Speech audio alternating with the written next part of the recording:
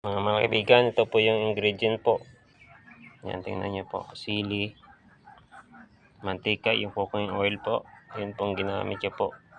Tapos baking powder po. Tapos sabon po. Yan po ang mga ingredient pong hinalo ko po. Pang spray sa mga umatake po sa mga pananim ko po, mga kaibigan. Magandang araw po mga kaibigan. Meron pa akong ginawang ang spray po ng mga insect po na umatake po sa mga pananim ko po.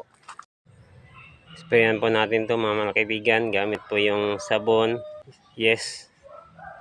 Tapos siling labuyo po mga kaibigan.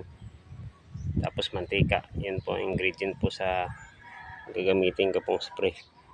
Subukan po natin kung mamatay talaga. Dalawang spray lang po. Nahulog na po sila. Bumagsak na po mga kaibigan. Yan po kasi yung umatake po sa mga okra at saka talong ko po mga kaibigan. Epektibo po mga kaibigan. Bumagsak na po. Yan, patay na po. Siling labuyo po nilagay ko nito. Tapos sabon, mantika, at saka yes mga kaibigan. Ano yung dalawa, bagsak po. Patay. Hindi na po gumalaw. Epektibo po siya mga kaibigan. Pang insecticide po.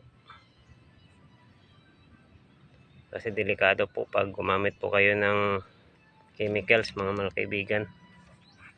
No, kita niyo naman.